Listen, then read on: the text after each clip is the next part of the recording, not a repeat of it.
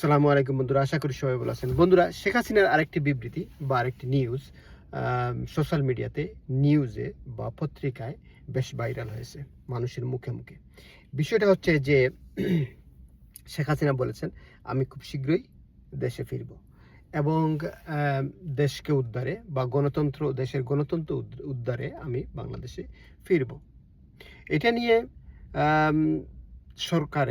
সরকারের ভিতরে বাইরে আওয়ামী লীগে যারা সদস্যবৃন্দ আছেন তাদের মধ্যে, আওয়ামী লীগের বিশেষ করে নেতাকর্মী যারা আছেন বা কর্মী যারা আছেন বাংলাদেশে, কারণ আওয়ামী লীগের যারা কর্মী ছিলেন তার তো 99%ই বাংলাদেশে এখনো আছেন। হয়তো নেতৃস্থানীয় যারা আছেন চুটচুট্টা ছিলেন, তারা ভেগে গেছেন বা পালিয়ে গেছেন, কিন্তু অরিজিনালি যারা আওয়ামী লীগকে ভালোবাসে, যারা সাধারণ জনগণ ছিল বা সাধারণ ভক্ত ছিল বা কর্মীবৃন্দ ছিল, তারা তো দেশেই আছে। তারা শেখ হাসিনার এই মন্তব্যের পর থেকে, শেখ হাসিনার এই নির্দেশনার পর থেকে তারা অনেকটাই উজ্জীবিত। যেমন ঢাকা ইউনিভার্সিটিতে বলেন, রাজশাহী ইউনিভার্সিটি বলেন, চিটাগংয়ে বলেন, বিভিন্ন জায়গায় ওরা ছাত্রলীগ, যুবলীগ, বিশেষ করে ছাত্রলীগ অনেক বড় বড় মিছিল করতে পারতেছে বা করতেছে।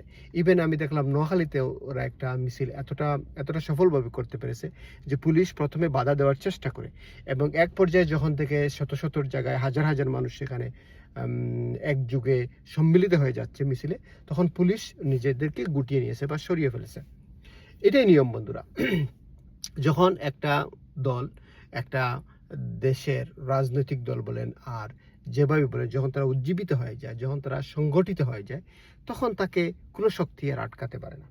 এখন বলতে পারেন বন্ধুরা, শেখ হাসিনার এই কথাটা বা শেখ হাসিনার দেশে আসবেন কিনা, উনি আসলেও কবে আসবেন, বা উনি যে কথাটা বলছে এটা শুধুই একটি রাজনৈতিক স্লোগান বা একটি ডায়লগ বা কর্মীদেরকে উজ্জীবিত করার একটা ব্যবস্থা মাত্র হইতে পারে, কিন্তু উনি তো এটা বলছেন যে উনি আসবেন। এতেই ছাত্রলীগের মধ্যে, আওয়ামী লীগের মধ্যে, যুবলীগের মধ্যে যে উজ্জীবনা শক্তি ফিরে আসছে, এটা দেখে আওয়ামী লীগ বিরোধী যারা আওয়ামী লীগকে পছন্দ করেন না, তাদের অনেকটা চিন্তায় বা কপালে ভাঁজ পড়তেছে।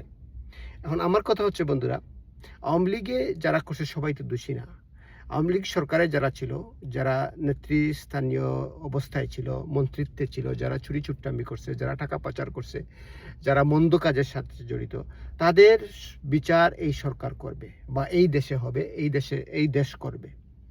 কিন্তু বাকি যারা আছে, তারা তো এই দেশের সন্তান বা এই দেশে রাজনীতি করার অধিকার তাদের আছে। আরেকটা কথা বুঝতে হবে, প্রধানমন্ত্রীর যে পলিটিক্যাল অ্যাডভাইজার বা তথ্য বিষয়ক উপদেষ্টা, খুব সম্ভবত ডাক্তার, নামটা আসতেছে না এই মুহূর্তে, উনি কিন্তু বলেছেন যে আমরা শেখ হাসিনার সাথে ইনসাফ করব। ইনসাফ মিন্স হচ্ছে উনার এই কথার মাধ্যমে কিন্তু সরকারের ভাষ্য ফুটে উঠেছে। উনি যেহেতু প্রধানমন্ত্রীর একজন অ্যাডভাইজার, তথ্য বিষয়ক অ্যাডভাইজার, উনি যেহেতু বলছেন শেখ হাসিনার সাথে, তার মানে আওয়ামী লীগের সাথে ইনসাফ করবে, তার মানে এটা হচ্ছে সরকারের ভাষ্য। ইনসাফ হচ্ছে যে এক্সট্রা জুডিশিয়াল কিলিং হবে না।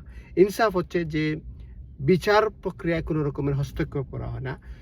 শেখ হাসিনা এবং তার সরকারে যারা দোষী ছিল, যাদের বিচার হয়েছে বা হবে, তাদের বিচারালয়ের মাধ্যমে বা সুষ্ঠু বিচারের মাধ্যমেই হবে, এবং আওয়ামী লীগ রাজনৈতিকভাবে সেটাকে মোকাবিলা করবে এবং করতে হবে, করেই তারা বিচারের মুখোমুখি হয়েই দেশে ফিরে আসতে হবে। এর অর্থ হচ্ছে এটা। আওয়ামী লীগ সরকার বা আওয়ামী লীগ আমলে সরকারে যারা ছিলেন, বা আওয়ামী লীগের দল প্রধান শেখ হাসিনা, কিংবা যারা নেতৃত্বে ছিলেন বা এখনো আছেন, যারা যদি দেশে আসেন এবং তারা যদি বিচার ফেস করেন, বিচার ব্যবস্থা, বাংলাদেশের যে বিচার ব্যবস্থা আছে সেটার সম্মুখীন হন, এবং সেই প্রক্রিয়া মেনে, বিচার মেনে যদি তারা দেশে আসতে চান, আমাদের তো কোনো সমস্যা নেই। কেন আসবে না? আসুক। কারণ আওয়ামী লীগ যদি এই দেশে আসে, এদেশের, আমার কথা একটাই, যে আওয়ামী লীগ এবং বিএনপি এই দেশের রাজনৈতিক শক্তির জন্য, রাজনৈতিকভাবে এই দেশটাকে শক্তিশালী রাখার জন্য, ডেমোক্রেটিকভাবে এই দেশটাকে শক্তিশালী রাখার জন্য, বা এই দেশটা তার নিজস্ব যে একটা মেরুদণ্ড আছে সেটা সোজা করে দাঁড়িয়ে রাখার জন্য, এই পলিটিক্যাল রাজনীতি যেগুলি আছে, পলিটিক্যাল দল আছে, তাদেরকে দায়িত্ব নিতে হবে। তারা এই দেশে থাকতে হবে, এতে এদেশে তাদের রাজনীতি বিদ্যমান থাকতে হবে, চলমান থাকতে হবে। তবেই বাংলাদেশের রাজনীতি ভবিষ্যতের দিকে, উন্নতির দিকে এগিয়ে যাবে। ডেমোক্রেটিক যে প্র্যাকটিস, সেইটা উন্নতির দিকে যাবে বলে আমি মনে করি। এবং সেখানে অবশ্যই আওয়ামী লীগের দরকার, বিএনপির দরকার, এবং আওয়ামী লীগের শীর্ষস্থানীয় নেতৃবৃন্দ যদি বাংলাদেশের বিচার ব্যবস্থা মেনে বাংলাদেশে আসতে চান, আসতে পারেন, সেটা should be most welcome by the government. এবং আমি মনে করি আমরা যারা সাধারণ জনগণ আছি আমাদেরও সেটা ওয়েলকাম করা উচিত। এবং সেই অনুযায়ী আওয়ামী লীগের যে বর্তমান নেতা নেত্রী আছেন, কর্মীবৃন্দ আছেন, তাদেরও উজ্জীবিত হওয়া উচিত। যেভাবে হচ্ছেন, মিছিল মিটিং করতেছেন করেন, কারণ আপনাদের তো ফেস করতে হবে। আপনারা যদি মিছিল মিটিং না করেন, আপনাদেরকে কেউ সেদে দুধ কলা খাইয়ে দিবে না। সেদে আপনাদের উপরে যে বার আছে বা যে রেস্ট্রিকশন, সেটা এমনি এমনি উঠে যাবে না, সেটা আপনাদেরকে আদায় করে নিতে হবে। খুদা হাফেজ, গড ব্লেস বাংলাদেশ।